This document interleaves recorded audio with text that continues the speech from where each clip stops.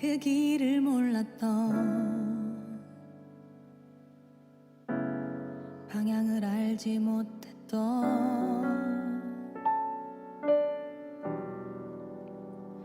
어제의 난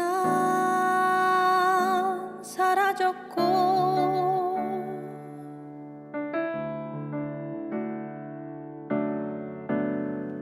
오직 주만이 주는 그분이 가진 그 사랑 더는 멀어지고 싶지 않았고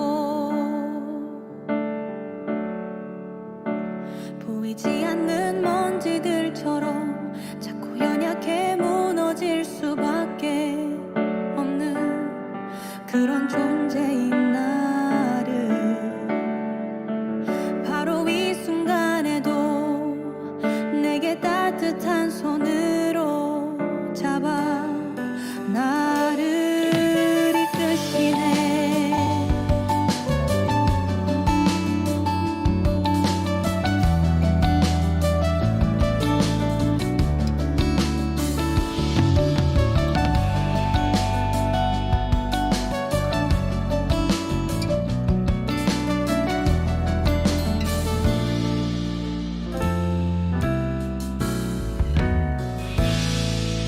그 길을 몰랐던 방향을 알지 못했던 어제의 난 사라졌고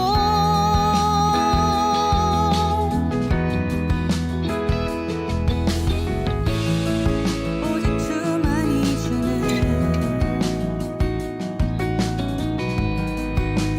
그분이 가진 그 사랑 더는 멀어지고 싶지 않았고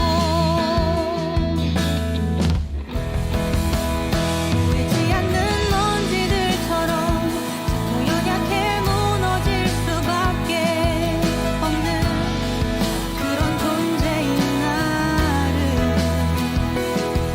바로 이 순간에도 내게 따뜻한 손으로 잡아 나를 이끄시네.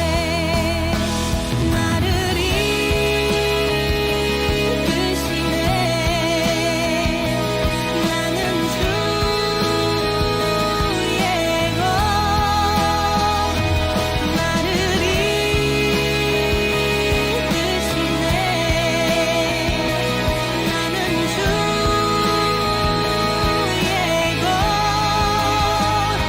보이지 않는 먼지들처럼 자꾸 연약해 무너질 수밖에 없는 그런 존재인 나를 주님은 바로 이 순간에도 내게 따뜻한 손으로 잡아 나를 이끄시네.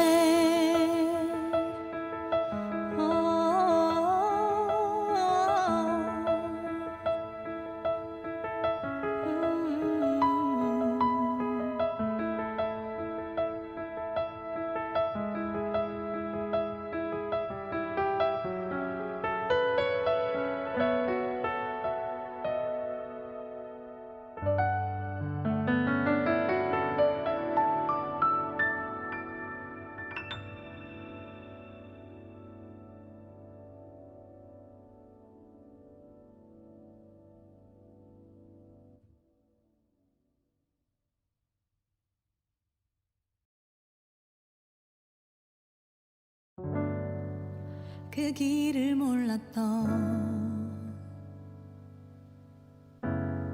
방향을 알지 못했던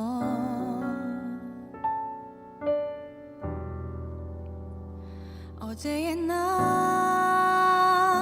사라졌고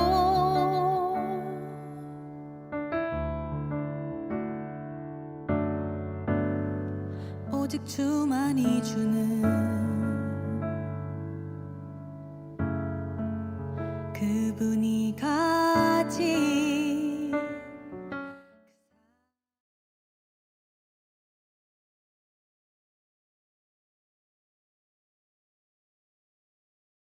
여러분을 환영합니다. 오늘부터 시작되는 고난 주간을 맞이하여서 우리가 이 시간 찬양할 때에도 우리의 마음을 온전히 주께 드렸으면 좋겠습니다. 자리에 나오셨을 때 잠시 주님을 만나는 시간을 가지시고 정독해 하시고 정결케 하는 우리의 마음으로 주님 앞에 나아갑시다. 주님의 십자가를 기억하며 나아갑시다. 우리 청년의 그 지체들 함께 온전히 주님께 예배드릴 수 있는 이 귀한 시간이 되기를 원합니다.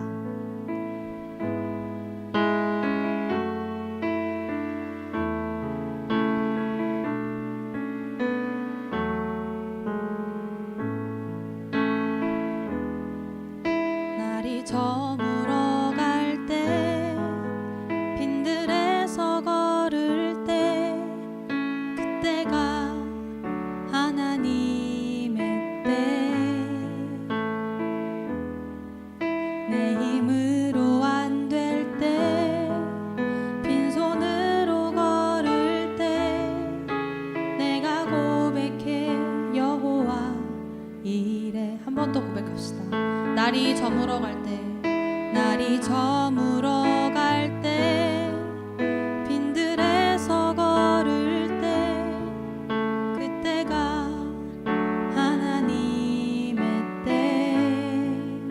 내 힘으로 안 될 때, 빈손으로 걸을 때, 내가 고백해 여호와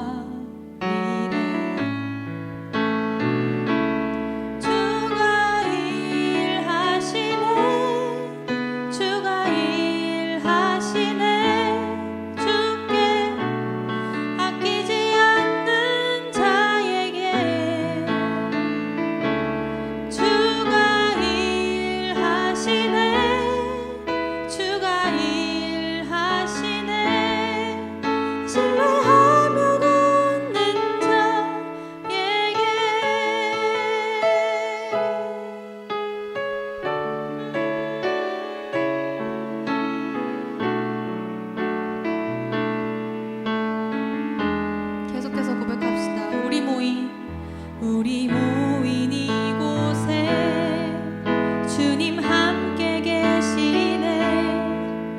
누리네 아버지 은혜. 아멘. 적은 떡과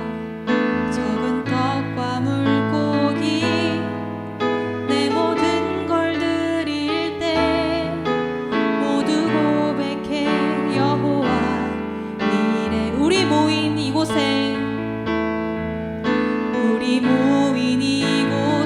주님 함께 계시네. 누리네 아버지 은혜. 적은 떡과 물고기 내 모든 걸 드릴 때 모두 고백해 여호와 이래. 주가 일하시네.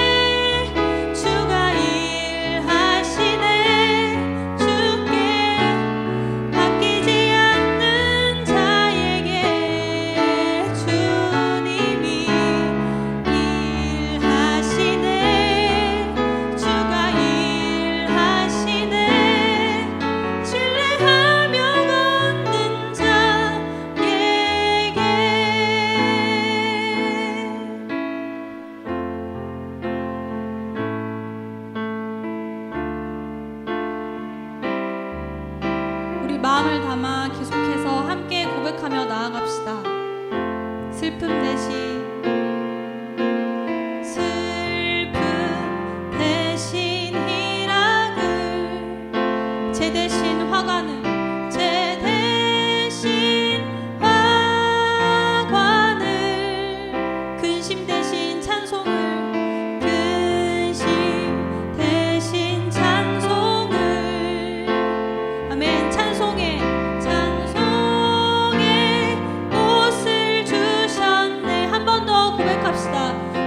대신 슬픔 대신 희락을 죄 대신 화관을 아멘. 근심 대신 찬송을 근심 대신 찬송을 찬송의 옷을 주셨네. 우리 처음부터 함께 고백합시다. 내 손을 주께 높이 듭니다. 내 찬양 받으실 주님. 내 맘을 주께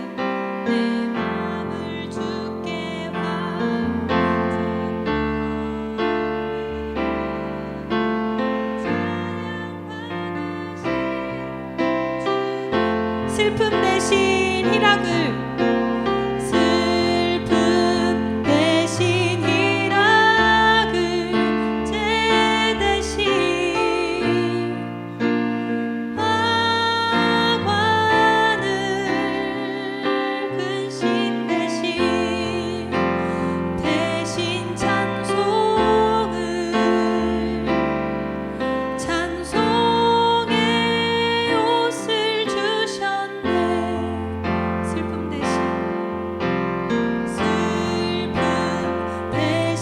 희락을 죄 대신 화관을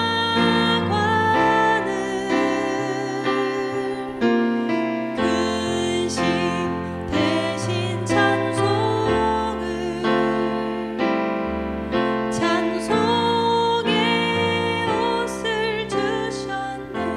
아멘. 우리 이 시간 우리의 마음을 온전히 주님께 드립시다. 함께 기도하며 나아가시겠습니다. 기도합시다.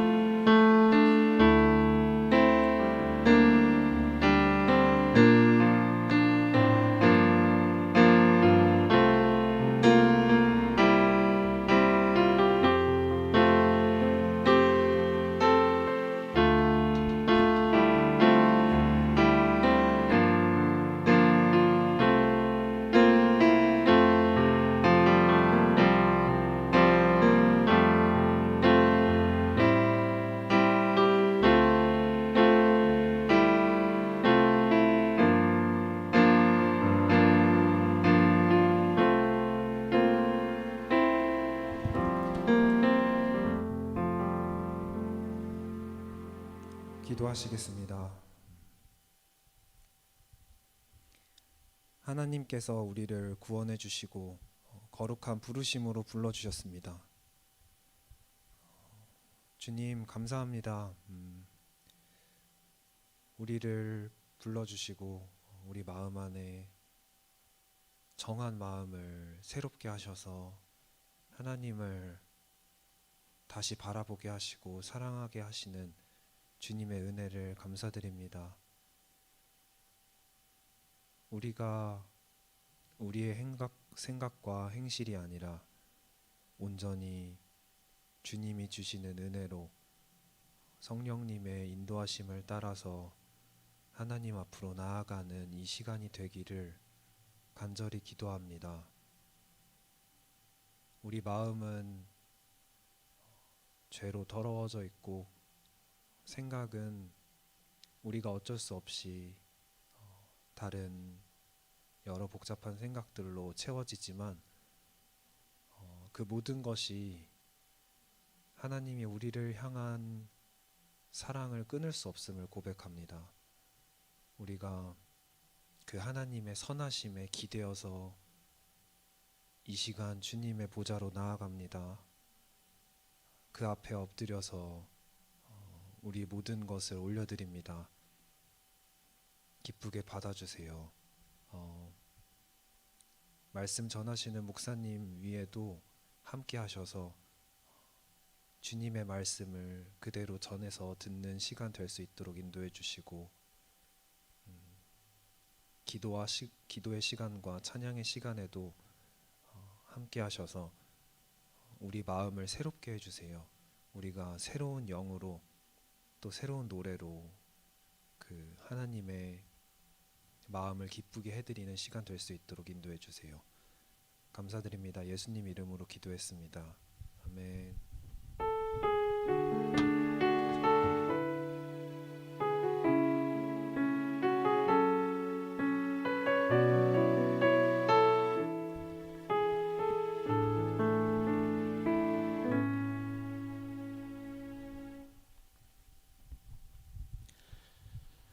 네, 안녕하십니까. 오늘도 우리 청년 2부 모든 지체들 함께 유튜브 방송으로 라이브로 함께 만나게 되어 참 반갑습니다. 이제는 조금씩 유튜브 방송이 조금 이제 익숙해질 때가 된 것 같죠. 여러분들 그래도 너무 이 인터넷 문화에 우리가 익숙해지지 말고 얼른 빨리 상황이 종식이 되고 안 좋은 상황들이 종식이 되고 그 이후에 빨리 우리가 오프라인에서 만나게 될 수 있기를 함께 여러분들 기도해 주시기를 바랍니다. 오늘 말씀 살펴보겠습니다. 구약성경 예레미야서 32장입니다. 구약성경 예레미야서 32장 7절로 14절까지의 말씀입니다. 제가 함께 봉독하도록 하겠습니다. 보라, 내 숙부 살룸의 아들 하나멜이 내게 와서 말하기를 너는 아나돗에 있는 내 밭을 사라.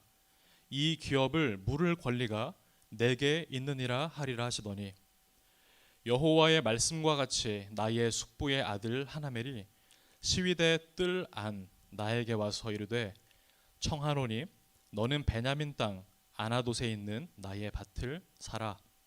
기업의 상속권이 내게 있고 물을 권리가 내게 있으니 너를 위하여 사라 하는지라. 내가 이것이 여호와의 말씀인 줄 알았으므로 내 숙부의 아들 하나멜의 아나돗에 있는 밭을 사는데 은 17세겔을 달아주되 증서를 써서 봉인하고 증인을 세우고 은을 저울에 달아주고 법과 규례대로 봉인하고 봉인하지 아니한 매매 증서를 내가 가지고 나의 숙부의 아들 하나멜과 매매 증서에 인친 증인 앞과 시위대 뜰에 앉아 있는 유다 모든 사람 앞에서 그 매매 증서를 마세야의 손자 네리야의 아들 바룩에게 붙이며 그들의 앞에서 바룩에게 명령하여 이르되 만군의 여호와 이스라엘의 하나님께서 이와 같이 말씀하시기를 너는 이 증서 곧 봉인하고 봉인하지 않은 매매 증서를 가지고 토기에 담아 오랫동안 보존하게 하라. 아멘. 우리 먼저 조금 옆에 분들과 함께 인사 나누도록 하겠습니다. 잘 오셨습니다. 네. 오늘 말씀의 제목은요. 예수 권세를 사용하라. 예수 권세를 사용하라라는 제목으로 하나님 말씀 전하겠습니다. 오늘 말씀의 이 부제를 저는 이렇게 정해봤습니다. 예수께서 이루신 승리에 대한 인식은 예수님의 고난을 묵상하는 좋은 출발점이 된다. 말씀을 준비하면서 그 과거에 대한민국에 있었던 사건 하나가 생각이 났습니다. 2014년도에 대한민국 전체를 발칵 뒤집어 놓았던 사건이었는데요. 아마 여러분들 다들 기억을 하실 겁니다. 그 사건의 제목 타이틀은요, 염전 섬노예 사건이었습니다. 그 사건은 지적인 장애를 가지고 있던 최모 씨와 그리고 당시에 시각 장애인이었던 김모 씨가 이제 각각 5년 2개월, 또 한 사람은 1년 6개월 동안 염전에서 한 푼도 돈을 받지 못한 채 강제 노역에 시달리다가 나중에 이제 구출을 얻은 그와 같은 이제 사건인데요. 이때를 다시 한번 기억을 하면서 여러 기사들을 보니까 당시의 경찰 조사 결과 염전 주인이었던 홍모 씨의 삼엄한 그 감시 아래 하루에 19시간 동안이나 이 두 장애를 가진 사람들이 고된 노동을 19시간 동안 했다라는 겁니다. 그뿐만이 아니라 폭행도 있었고요. 그러면서 당시에 시각 장애인이었던 김 씨가 세 차례나 탈출을 시도를 했었지만 눈이 앞이 보이지 않으니까 그게 쉽지가 않았겠죠. 실패했습니다.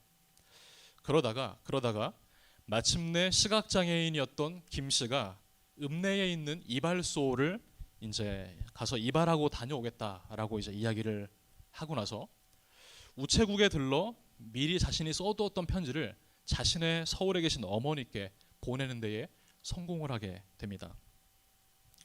그런데 정말로 충격적이었던 것은 나중에 그 실종 수사팀이 이제 그 수사한 결과 드러났던 사실이 어떤 것이었냐면 그 시각장애인이었던 김 씨가 이발소에 들렀던 그 당시에 근처에 바로 파출소가 있었다라는 겁니다.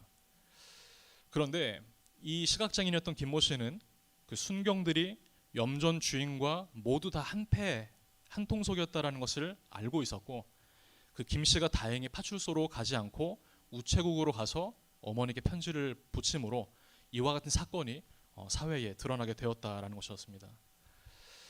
오늘 말씀을 준비하면서 저는 이제 그 좀 다시 한번 이렇게 좀 제가 분노를 쉽게 하지 않는데 그 기사를 보면서 어떻게 사람이 저럴 수가 있나 싶었고 특별히 이제 장애가 있는 사람은 약자잖아요. 약자에게 인격적으로 충분하게 대해주지 못할 망정 그와 같은 존귀한 생명을 함부로 대하는 모습을 보고 굉장히 많이 제가 좀 가슴을 좀 이렇게 쿵쾅쿵쾅 했던 것 같습니다. 독일에서 출생했던 유대인 사회심리학자였던 이 에리 프롬이라는 철학자이자 심리학자가 있습니다. 그는 이런 말을 했습니다. 오늘날은 더 이상 소유라는 개념이 인명과 재산뿐 아니라 자연, 지식, 사랑 같은 감정, 심지어 명예와 지위를 얻고자 선행까지도 소유하려는 시대에 이르렀다라는 이와 같은 말을 남겼습니다. 며칠 전에 또한 온 국민의 공분을 샀던 사건이 있었습니다. 바로 여러분들 다 아시는 텔레그램 엠번방의 사건이죠. 그 당시에 이 범행을 주도하고 계획했던 그 당사자는 자신의 악마적인 삶을 멈춰줘서 감사하다. 이 모든 것은 돈을 벌기 위해서였다라는 그와 같은 말을 했는데 무엇이든지 내 손에 넣고 싶어하고 소유하고 싶어하는 인간 탐욕에는 정말로 끝이 없구나라는 것을 다시 한번 우리에게 경각심을 불러일으킨 사건이었습니다. 예나 지금이나 변함이 없는 사실은 인간은 소유하고 싶어하는 그 대상 자체에 집착을 하게 될 때 그것이 진짜 우리의 자유를 해치는 사슬이 되어버린다라는 것입니다. 소유하고 다스려야 될 그 대상이 거꾸로 사람의 몸과 생각과 정신 모든 것 마음까지를 다 빼앗아 버리면 이와 같은 일이 발생이 되게 되는 거죠. 따라서 우리는 날마다 하나님의 다스림 받기를 원하는 저와 여러분이 다 되기를 주의 이름으로 축복합니다. 바라옵기는 이제 내일부터 우리가 고난 주간의 이 본격적인 그 막을 열면서 2020년의 고난 주간을 우리가 어떤 말씀으로 어떻게 우리가 하나님 말씀을 또한 써보고 또 읽고 묵상할까 고민을 하다가 이와 같은 오늘 예레미야서 32장의 본문을 정하게 되었습니다. 오늘 말씀을 여러분들 잘 귀담아 들으셨다가 이 말씀의 내용을 중심으로 한 주를 고난 주간을 어느 해보다도 좀 더 뜻깊게 보낼 수 있게 되기를 바랍니다. 오늘 본문 내용의 줄거리를 소개하면 대강 이렇습니다. 어느 날 이 남유다 시드기야라고 하는 마지막 그 왕이 있을 당시에 이 예레미야 선지자가 활동을 했었는데요. 그런데 예레미야 선지자가 하나님 말씀을 있는 그대로 우리는 바빌로니아의 왕국에 잠식될 것이다. 우리는 여기서 성이 함락될 것이다라는 이와 같은 이야기를 막 이제 하니까 시드기야 왕이 그를 잡아다가 시위대들 궁정 안에 이제 가두어 버리게 합니다. 그러면서 이 감옥에 갇혀 있는 예레미야에게 어느 날 하나님의 음성이 들려지기 시작한 거죠. 예레미야야, 너의 숙부 살룸에게 아들이 한 명 있지 않느냐. 그 살룸의 아들인 하나멜이라고 하는 이가 곧 너에게 찾아와 아나돗 지역에 있는 자기 소유의 밭을 사달라고 너에게 부탁을 하러 올 거다. 아니나 다를까 하나님의 말씀대로 하나멜이 예레미야를 찾아왔습니다. 아나돗 지역에 제 밭이 있는데 예레미야 당신이 그 밭을 기업 무르는 자가 되어주시면 좋겠습니다. 그렇게 해주시면 안 되겠습니까? 하나님께서 말씀하신 그대로 그 인물이 오고 그 하나멜이 자신의 밭을 너에게 사달라고 하는 그 내용이 현실 그대로에서 이루어지는 것을 보고 예레미야는 이것이야말로 바로 나를 향한 지금 내가 무언가를 취해야 하는 하나님의 명령인 줄을 그가 깨닫게 됩니다. 그리하여 예레미야는 하나멜의 요청대로 아나돗 지역에 있는 그의 밭을 사게 되는 이 큰 내용이 오늘 이 전체의 줄거리가 됩니다. 저는 이제 이 오늘 본문을 통해서 두 가지 사실, 오늘 본문을 통해 우리가 기억해야 될 두 가지 교훈을 함께 여러분들과 나누고자 합니다. 첫 번째로 함께 우리 PPT 앞에 보여주시면 읽어보겠습니다. 시작. 기업 물을 자란 되찾아 주는 사람을 가리킨다. 오늘 본문에서 가장 그 핵심이 되는 오늘 본문에서 핵심이 되는 표현이 있다라고 한다면 그것은 바로 기업 물을 자라는 이와 같은 단어입니다. 히브리어 동사로 가알이라고 해서 되찾다, 구속하다, 이와 같은 가알이라는 동사가 변형이 되어서 고엘이 되어 되찾아주는 사람, 기업 물을 자라는 이와 같은 뜻을 갖게 되었습니다. 그런데 여러분들 아마 다 기업 물을 자 하면은 다 여러분들 아마 좀 들어보셨을 거예요. 성경에 있는 표현 가운데 기업 물을 자라고 하는 것은 누군가가 부득이하게 자신의 땅을 팔아 넘길 수밖에 없는 그와 같은 형편에 처하게 되었을 때에 가까운 친족이 그 자신의 땅을 이제 팔아야만 하는 그 당사자를 대신해서 그 땅을 매입해서 그 땅을 되찾아주는 제도가 바로 이 고엘, 기업 물을 자의 역할이었습니다. 그러면서 다른 지파라든지 다른 타인들에게 그 땅이 넘어가지 않도록 이 조치를 취하는 것이었죠. 왜냐하면 이 소유, 하나님께 주신 땅이라는 이 소유를 잘 지키는 것은 하나님의 명령이기도 했고요. 동시에 땅이라는 것은 하나님께서 각 지파 사람들에게 선물로 주신 것이었기 때문에 그것을 잘 관리해야 한다고 이스라엘 백성들은 믿었던 것입니다. 그런데 이 기업 물을 자라고 했을 때에 땅에만 국한된 것이 아니었습니다. 또 다른 경우에 가난으로 인해서 부득이하게 자신의 몸을 누군가의 종으로 팔아 넘겨야 할 경우에도 가까운 친족들은 그 사람을 대신해서 빚을 갚아줌으로써 그에게 자유를 되찾아 주어야 할 그와 같은 의무가 그들에게 있었던 것입니다. 그리고 그 밖에 만일 자녀가 없이 남편이 죽게 될 경우에 가장 가까운 친족부터 해서 그 남편을 여인 과부와 함께 결혼을 해야 하는 의무가 또한 기업 물을 자의 의무이기도 했습니다. 이것은 당시 하나님의 말씀이 인간에게 자유 그리고 평등이라는 이와 같은 그 가치들을 하나님이 얼마나 존중하고 중요하게 여기셨는지를 우리들은 보게 됩니다. 2017년 OECD 그 주요국들을 이렇게 보면서 우리나라의 남녀 그 임금 격차를 제가 자료를 찾아봤습니다. 그랬더니 동일한 이 기준, 우리나라 안에서 남녀 사이의 임금 격차가 무려 35%나 차이가 난다라는 것을 확인했습니다. 그리고 작년 9월 같은 경우에 우리 국내 자체의 통계가 또 발표된 것이 있는데 남녀 임금 격차가 2017년 대비해서 2%나 더 증가해서 37%나 남녀 사이에 그 격차가 더 임금 격차가 벌어지게 됐다. 그러면서 매우 이것은 심각한 수준이다라고 그와 같은 기사를 보게 됐습니다. 그런데 이 고대 이스라엘 사회에서는 남녀에 대한 차이가 훨씬 심했습니다.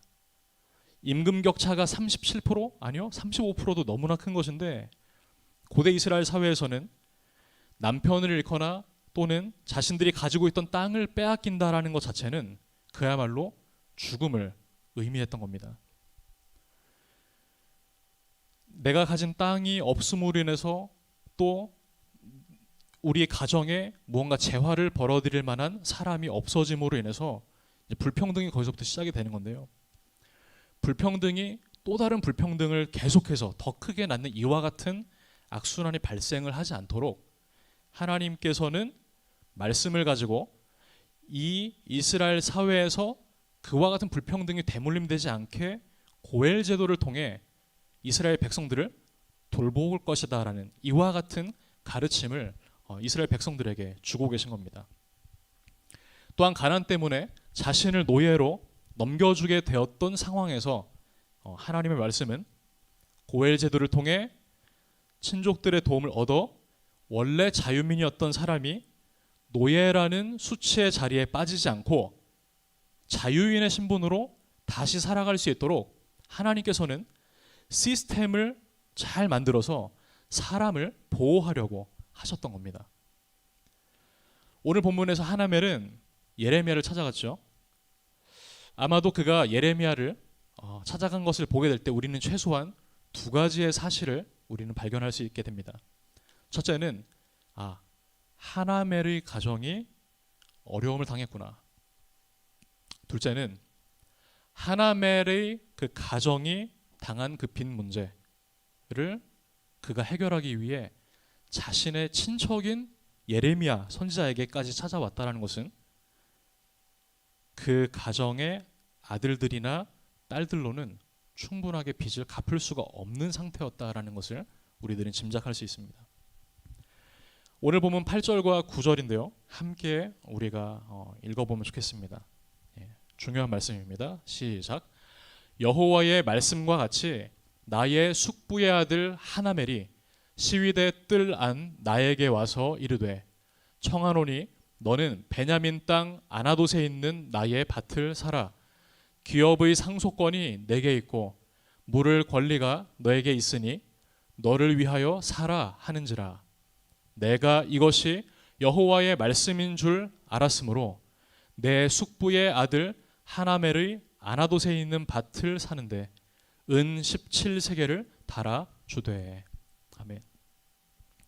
지금 제가 본문을 잘 보시면은 제가 두 군데의 포인트를 줬습니다. 첫 번째는 여호와의 말씀과 같이, 또 두 번째는요, 내가 이것이 여호와의 말씀인 줄 알았으므로. 저는요, 우리가 이와 같은 이 예레미야와 같은 그 영성을 우리가 가져야 된다라고 생각을 합니다. 하나님께서 예레미야에게 어느 날 찾아오셨죠. 감옥에 갇혀 있는 예레미야에게 하나멜이 너를 찾아와 자신의 밭을 사달라라고 부탁하러 올 것이다. 여호와의 말씀과 같이. 그런데 아니나 다를까 그가 찾아왔죠. 그러면서 그가 무엇을 느꼈습니까? 예레미야가 하나님의 말씀하신 그대로가 현실에서 이루어지고 있구나. 내가 이것이 여호와의 말씀인 줄을 알았으므로. 오늘 말씀 8절 9절을 통해서 예레미야는 하나멜이 자신을 찾아올 것이라는 하나님의 음성을 들었고 그를 돕는 것이 바로 여호와의 말씀인 줄을 그가 깨달았던 겁니다. 그는 하나님의 뜻을 따라서 고엘, 뭐였죠? 되찾아주는 사람, 그것도 그냥 되찾아주는 사람이 아니라 기꺼이 되찾아주는 기업 물을 자가 되어 주었다라는 것입니다. 그런데 우리는 이런 질문을 계속해서 던져봐야 된다라고 생각을 합니다. 하나님이 말씀해 주셨고 그 말씀 그대로가 이루어진 것을 본인이 보니까 기꺼이 자신이 고엘을 감당하게 되는데 이 고엘이라고 하는 것, 즉 되찾아주는 사람의 그 의무를 당시 이스라엘에 있는 사람, 모든 사람들이 다 잘 지켰을까? 저는 이 질문을 해보게 된 것입니다. 저의 대답은 아니다입니다. 예레미야와 같이 하나님의 뜻을 일찍이 깨달아서 하나님의 음성을 듣고 여호와의 말씀과 같이 내가 이것이 여호와의 말씀인 줄을 알았으므로 기꺼이 하나님의 말씀을 따라 행하는 사람도 있었지만, 하나님의 말씀이 명시가 됐다고 해서 의무감에 마지못해 하는 사람도 그 당시에는 분명히 있었을 거예요. 하나님이 이렇게 하라고 했으니까 내가 이렇게 하는 거야. 기꺼이 하는 게 아니라 의무감에서. 그런가 하면 내게 아무런 이득이 되지 않는다라고 생각을 해서 행하지 않는 경우도 분명 있었습니다. 성경 룻기에 바로 그 사례가 나타나는데요. 내게 이득이 되지 않는다고 해서 기업 물을 자 돕지 않았던 그 케이스였습니다. 룻기 3장을 보게 되면 시어머니인 라오미가 자신의 며느리인 룻에게 야, 며느리야 어떻게 해라라고 방법을 일러줘요. 그는 유력한 사람 보아스, 그는 우리 엘레멜렉의 친족이다. 보아스라고 하는 이 부자, 그 땅들을 소유하고 있는 그 친족이 오늘 밤에 바람이 불 때 타작마당에서 알곡과 가라지를 가려내는 키질을 할 텐데, 그 걸러낸 알곡들을 도둑들로부터 지키기 위해 그가 아마 타작마당에서 자게 될 거다. 그때 너는 그곳에 가서 너를 아내로 삼아달라고 부탁을 하고 우리의 가문에 기업 물을 자의 노릇도 그에게 해달라라고 부탁을 하거라. 나오미가 이렇게 며느리 룻에게 시킨 것을요, 요즘 상황으로 우리가 보게 되면 부도덕하고 때로는 윤리적으로 옳지 않아 보입니다. 마치 미인계로 유혹을 하려는 것 아니냐라는 시각, 그러한 생각을 우리들로 하여금 불러일으킬 수 있기 때문이다라고 생각을 해요. 그런데 그렇게도 볼 수 있지만 룻기에서 나오미가 룻에게 강조하고자 했던 의미는요, 네가 그 보아스를 유혹해서 그가 잘 때 그 이불 속으로 들어가서 누워라, 이건 유혹의 차원이라고 볼 수가 없고요. 그 시대의 관습의 차원에서 보아스, 그는 엘리멜렉의 친족이니 우리의 친족이니 하나님께서 우리의 가문해 주신 기업을 우리가 타인에게 빼앗기지 않도록 친족으로서 그가 값을 치르고 우리의 것을 소유해 주어야 마땅한 것이다. 그리고 보아스, 그는 그럴 만한 능력도 있고 기업 물을 자격이 있는 사람이기 때문에 우리가 더 이상 수치의 자리에 빠지지 않게 도와달라라는 그와 같은 내용을 이제 며느리인 룻에게 했던 거죠. 이것은 결국 그럼 유혹이 아니라 무엇이냐? 대화의 자리를 만들어서 사람들이 아무도 보지 않는 그 밤 시간에 서로 그와 같은 이 기업 물을 자에 대한 대화를 나눌 수 있도록 시어머니인 나오미가 지혜를 발휘해서 룻을 가르친 것이다. 우리는 성경을 이렇게 해석을 해야 할 것입니다. 그런데 그 이후의 상황이 어떻게 되죠? 보아스가 약속을 했습니다. 내가 룻 당신의 기업 물을 자가 되어 주겠다. 약속을 하겠다. 하지만 내가 알기로 당신에게는 나보다도 더 가까운 친족이 있으니 그에게 먼저 물어봐야겠다. 왜냐하면 구약성경 민수기 27장을 보게 되면 8절 이하에 어떠한 가정이 몰락을 하게 됐을 경우 자신의 집이나 땅에 대한 그와 같은 빚을 이제 사람들이 해결하지 못하게 될 경우에 자신의 몸을 노예로 판다든가 또는 자신의 가장 가까운 친족들에게 일정한 순서와 격식과 절차를 거쳐서 도움을 요청하기로 되어 있었기 때문입니다. 그래서 나보다 더 가까운 친족이 있으니까 그에게 먼저 물어보는 것이 순서다라고 이야기를 했던 거죠. 룻기 4장에서 보아스보다 더 가까운 친족에 해당했던 사람은 처음에는 자신이 내가 룻 당신의 고엘이 되어 주겠소 라고 이야기를 보아스와 함께 대화를 나누면서 그렇게 약속을 하다가 이것 저것 셈해 보더니 이득이 되지 않는 겁니다. 그러면서 결국 보아스에게 당신이 그 룻이라는 여인의 귀염 물을 자가 되셔라 라고 거절을 했죠. 사랑하는 여러분, 우리가 지금 계속해서 이 고엘, 귀염 물을 자에 대한 부분들을 이 종료주일을 맞아서 지금 제가 함께 전하고 있습니다. 이 고엘, 귀염 물을 자라고 하는 것의 핵심이 여러분들 어디에 있다고 생각을 하십니까? 귀염 물을 자, 그것은 바로 속량이 핵심 포인트입니다. 속량이라는 것은 갚을 수 없는 큰 빚에 허덕이고 노예로 살던 사람을 사서 해방시켜주는 것이 바로 이 속량입니다. 누군가의 노예로 살고 있던 그 사람의 돈을 주고 정확히 말하면 그의 주인에게 돈을 주고 그를 사들여 그에게 자유를 주고 그를 구해내며 그 사람에게 진정한 생명을 주면서 약속하는 것이 바로 이 속량입니다. 아담의 범죄 이후에 인간은 하나님과의 관계가 철저하게 분리가 됐죠. 우리는 철저하게 하나님을 알 수도 없고 볼 수도 없고 만질 수도 없는 이와 같은 죄의 상태에 빠지게 되었습니다. 모든 인간은 자신들의 이 깨끗하게 값을 치러야만 하는 속전을 필요로 하는 죄의 노예로 모든 사람들이 이 땅에 출생을 하게 된 것입니다. 모든 사람이 그 원죄를 품고요. 그도 그럴 것이 예수님께서는 요한복음 8장 34절에서 이렇게 말씀하셨습니다. 예수께서 대답하시되 진실로 진실로 너희에게 이르노니 죄를 범하는 자마다 죄의 종이라. 그런데 여기서 죄라고 하는 것은 곧 빚내는 거 있죠. 빚과 같기 때문에 누군가가 죄의 노예가 되었던 사람의 몸값을 대신 지불을 해야만 했던 이와 같은 상태가 바로 죄, 곧 빚진 상태가 되는 것입니다.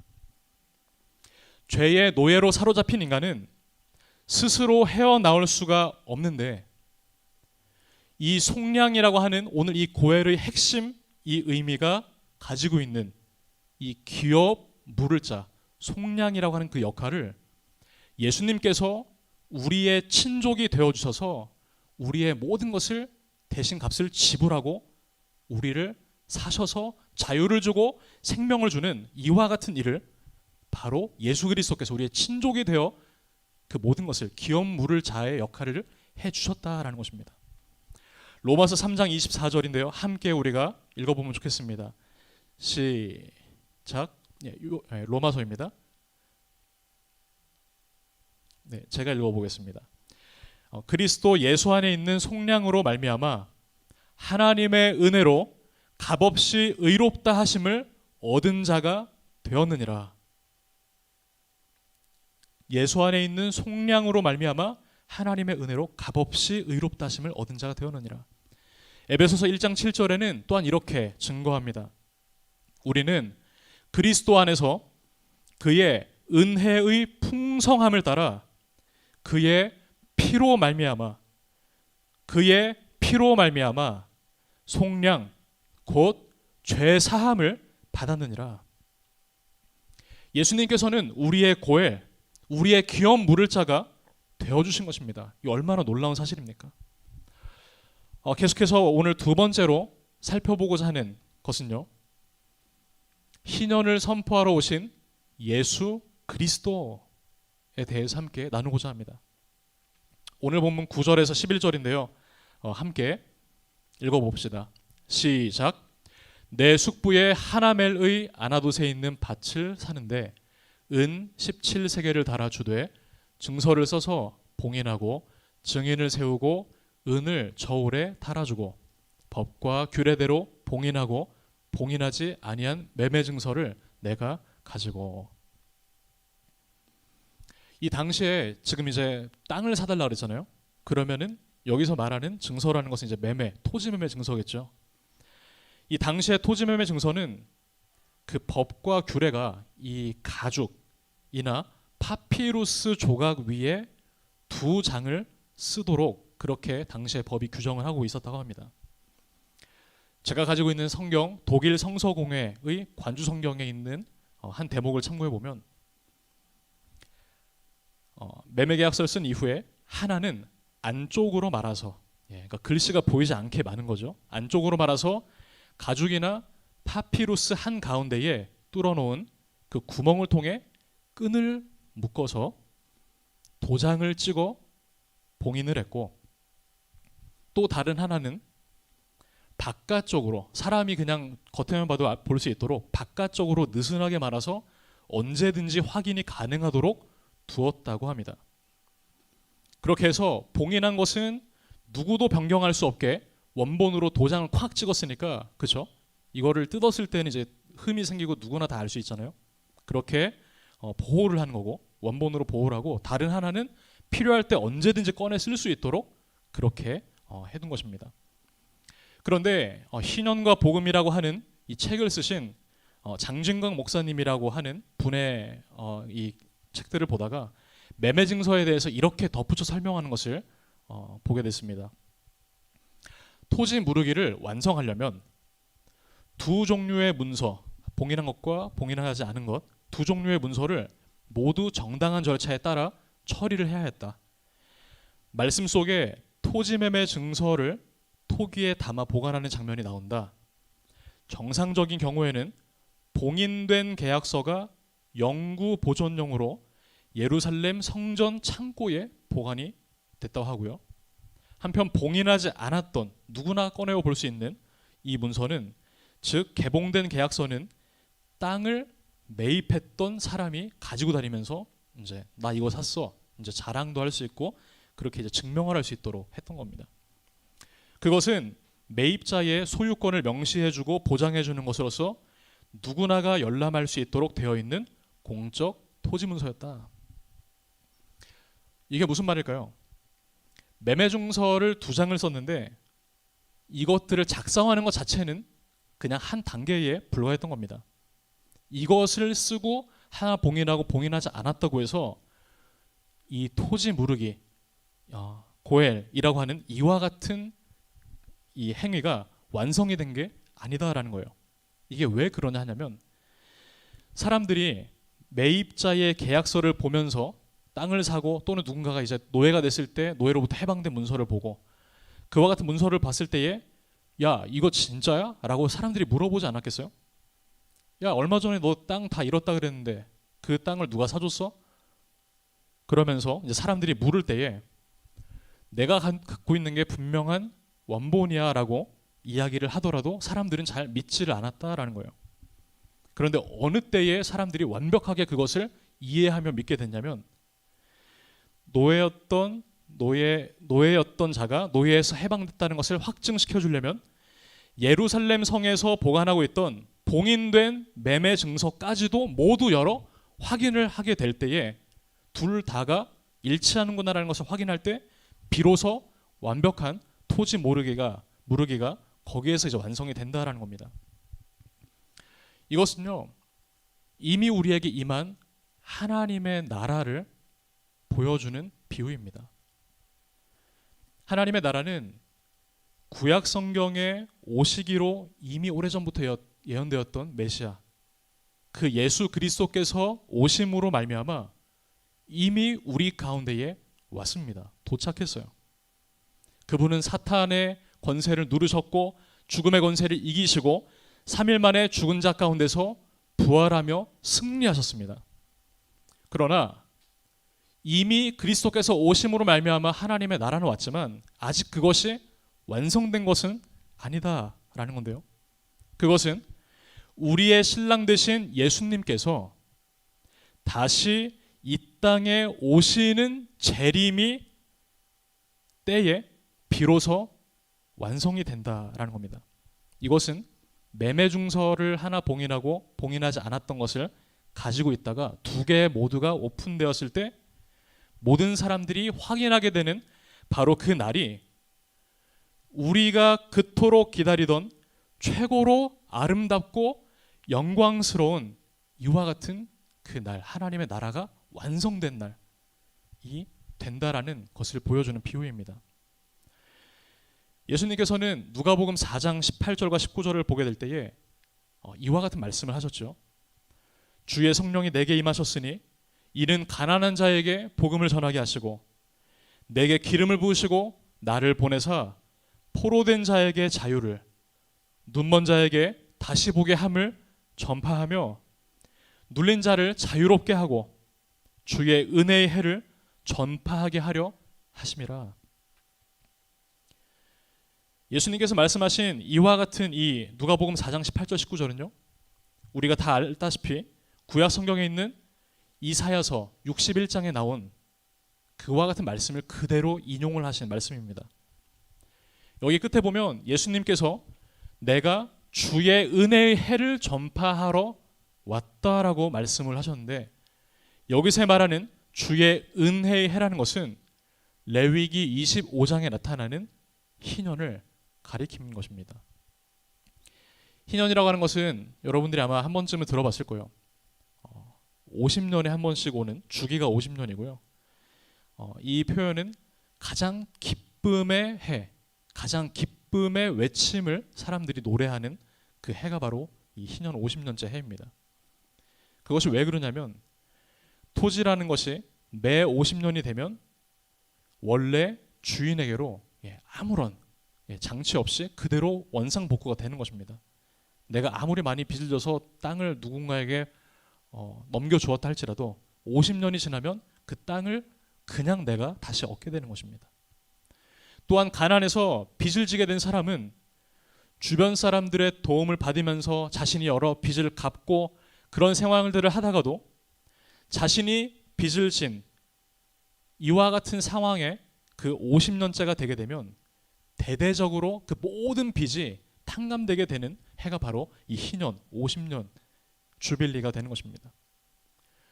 이것은 앞에서 본 고엘 제도의 불완전한 그와 같은 시스템을 하나님께서 50년이라는 이 주기를 통해 완전히 완성된 하나의 시스템으로 하나님이 만드신 사건인데요.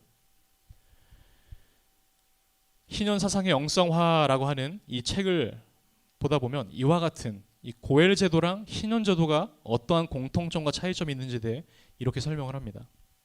제가 한번 읽어보겠습니다.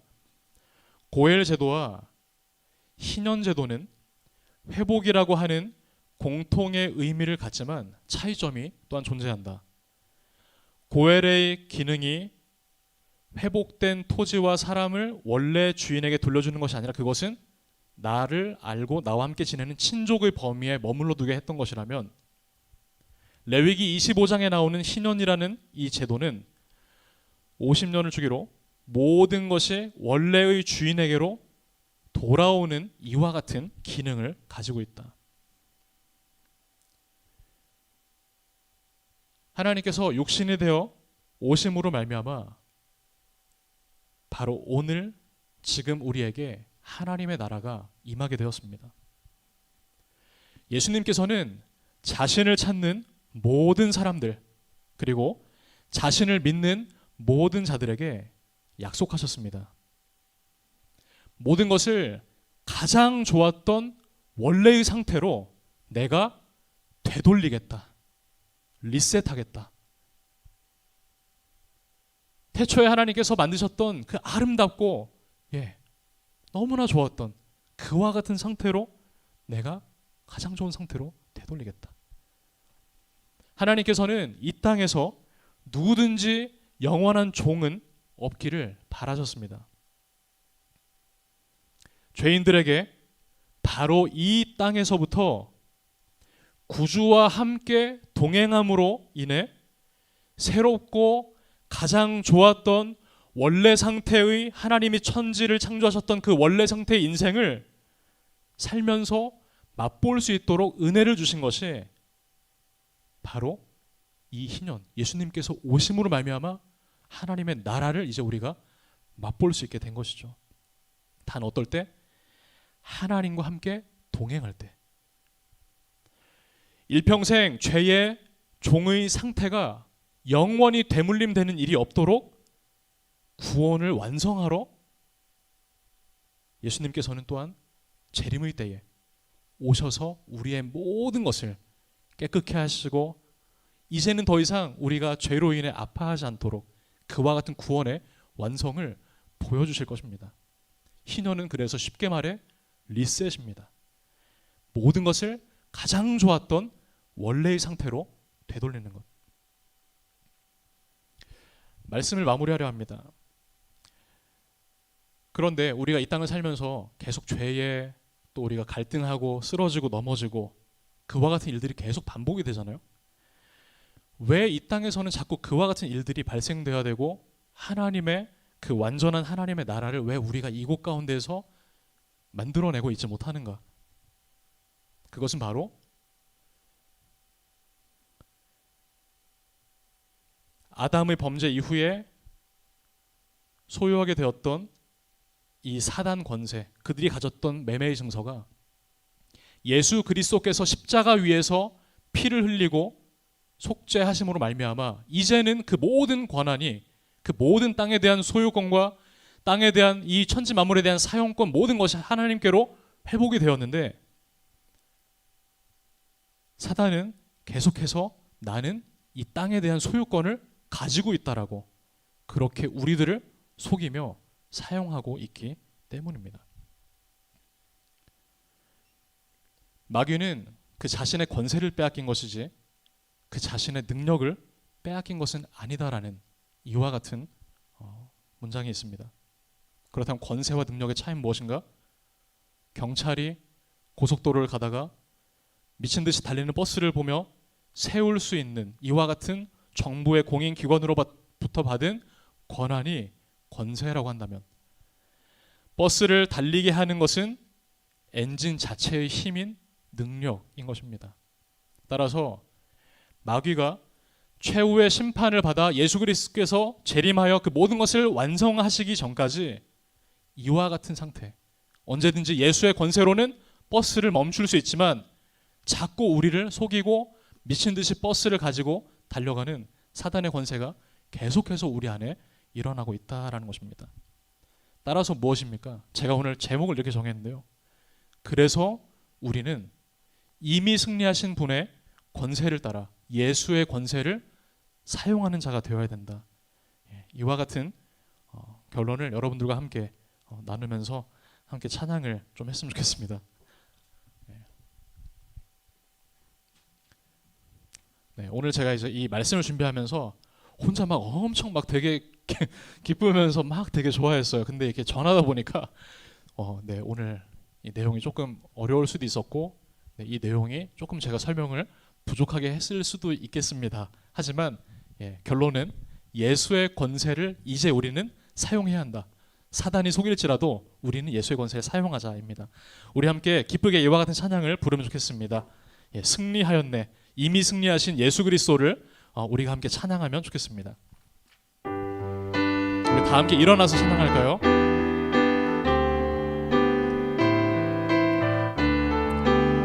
그 모습을 상상하며 찬양하기 원합니다. 승리하였네. 어린 양의 보혈로 우린 보혈의 능력으로 서리라.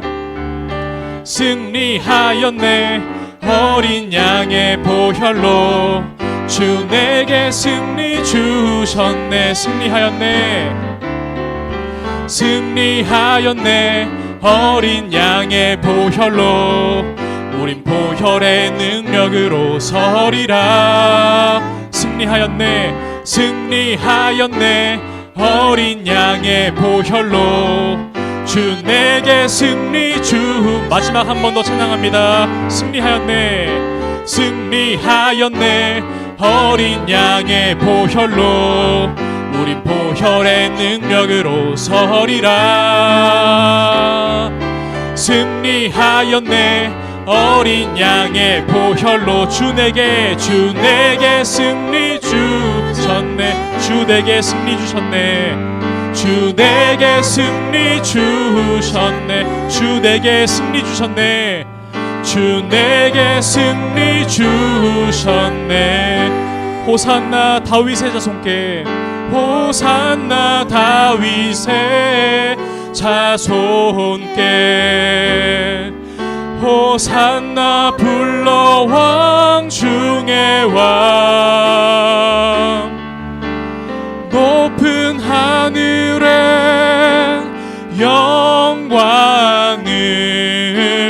예수 주 메시아네. 당신은 영광의 왕, 당신은 영광의 왕, 당신은 평강의 왕, 당신은 하늘과 땅의 주, 당신은 정의의 아들. 천사가 무릎 꿇고 예배하고 찬송하네. 영원한 생명 말씀, 당신은 예수 그리스도 주. 호산나 다윗의 자손께, 호산나 불러 왕 중의 왕. 높은 하늘에 영광을 예수 주 메시아네. 당신은 영광의 왕, 당신은 영광의 하나님을 높여드리기를 원합니다. 당신은 예수께서 메시아가 되어 이 땅에 내려오셨습니다. 당신은 하늘과 땅의 주, 당신은 정의의 아들. 그분은 자기를 종의 형체로 비워 내려오셨습니다. 무릎 꿇고 예배하고 찬송하네. 영원한 생명 말씀, 당신은 예수 그리스도 주. 주님을 찬양합니다.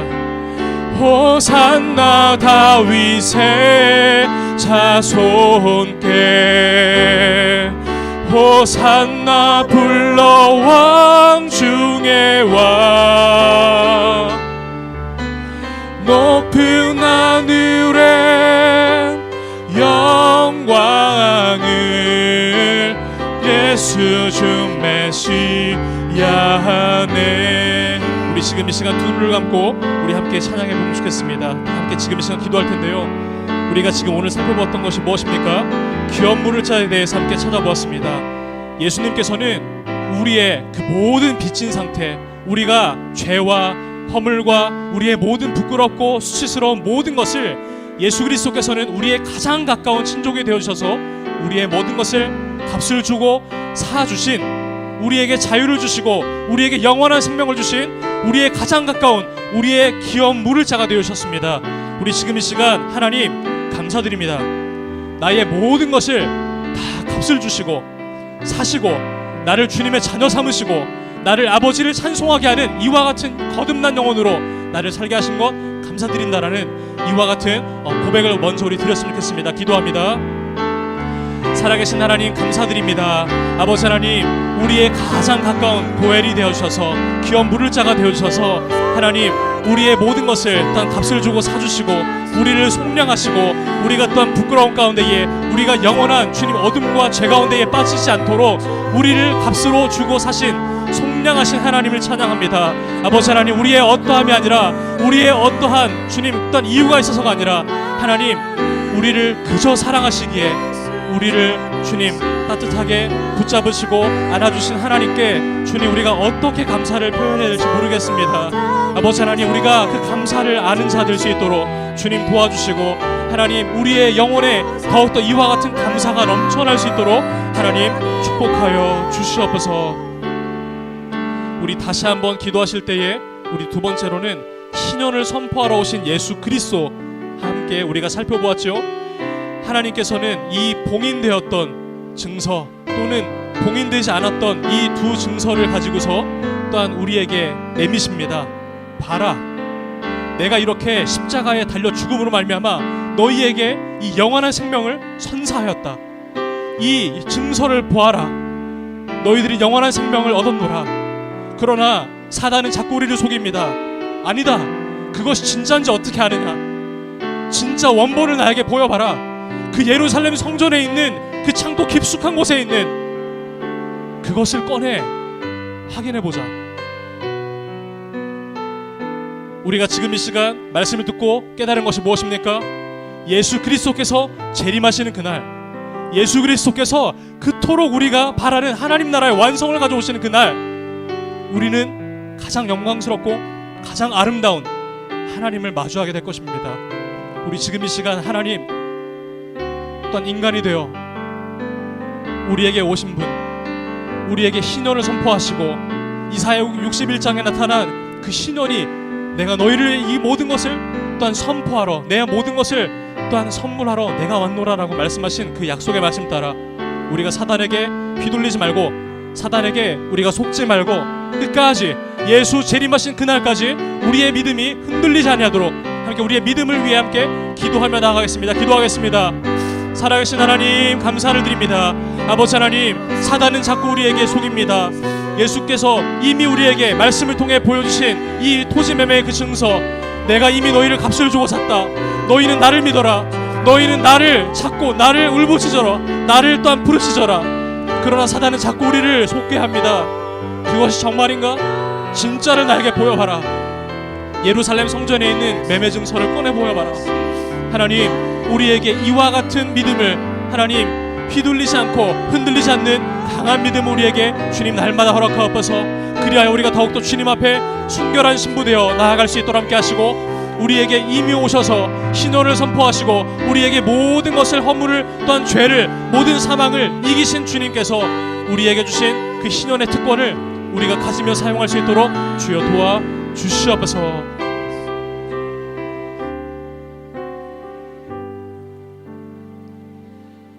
하나님 감사드립니다. 예수의 권세를 사용하는 우리가 되기를 소망합니다. 이미 말씀을 통해 우리에게 보여주셨던, 언제든지 꺼내어 볼 수 있는 매매 증서를 우리가 확인할 수 있고, 또한 저 깊숙이 예루살렘 성전 창고에 있는 그 증서를 우리가 봉인을 풀고 보게 될 그 날을 또한 사모합니다. 하나님, 그러나 사단이 또한 이 땅에서 자신에게 이 모든 소유의 권한이 있고 우리가 가지고 있는 이 생명의 말씀이 진짜냐 의심하여 보라라는 이와 같은 속삭임으로 우리를 흔들 때가 주님 왕왕 있습니다. 그러나 우리가 오늘 이 말씀을 붙들고 이미 승리하신 예수 그리스도의 권세를 힘입어 예수의 권세를 사용할 수 있는 우리 모든 청년부 지체들 될 수 있도록 축복하여 주시옵소서. 이제는 우리를 영원한 죄로부터 구원하신 예수 그리스도의 은혜와 하나님 아버지의 변함이 없고 다함이 없는, 부족함이 없는 크신 사랑하심과 성령 하나님의 교통, 인도, 위로 충만하게 하신 역사가 오늘 이 자리에 모여 예수의 권세를 사용하기를 소망하는 모든 청년들의 순결한 머리 위에와 이들의 가정, 이들의 직장, 학업, 이들의 모든 장래, 이들의 모든 만남 위에, 예수님 교회 위에, 조국 대한민국 위에, 온 세계 열방 위에 이제로부터 영원토록 함께 계시기를 축원하옵나이다. 아멘.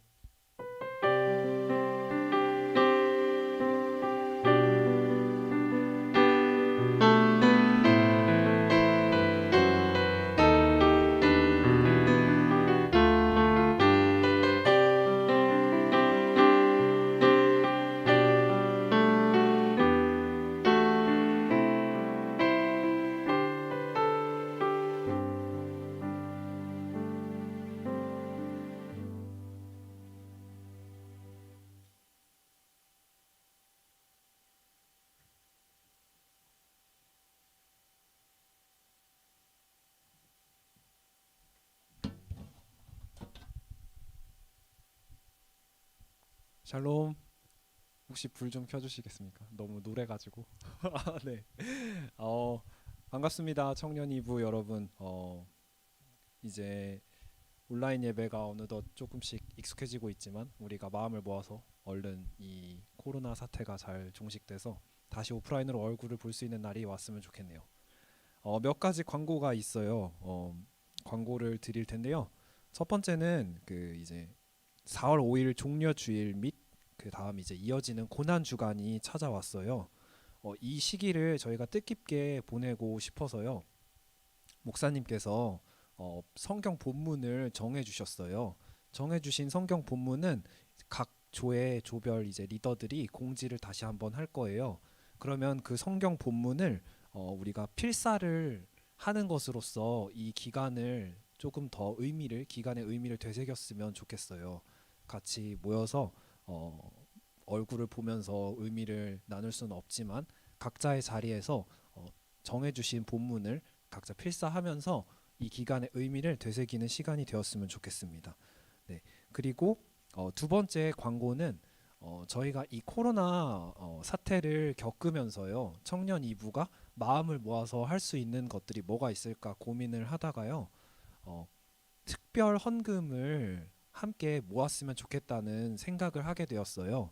그래서 이 기간 동안 이번 주부터 해서 다음 주와 다다음 주까지 이 기간을 정해서요, 그 기간 동안에는 저희가 마찬가지로 이제 각 조의 조별 이제 리더분들이 계좌를 드릴 거예요. 저희가 이제 청년 2부 계좌는 교회로 가는 헌금이기 때문에 그 계좌를 사용할 수는 없고 다른 계좌를, 개인 계좌를, 부회장 계좌를 사용을 할 건데요. 부회장 서주은 자매 계좌를 통해서 이제 코로나 특별 헌금을 이제 모아서 저희가 전달을 할 계획이에요. 어디다 전달을 할 거냐면 우리 교회에서 지원을 하고 있는 아직 자립을 하지 못한, 그러니까 월세를 내지 못하고 있는 혹은 이제 자체적으로 운영이 불가능한 그런 교회들에게 전달을 할 계획이에요.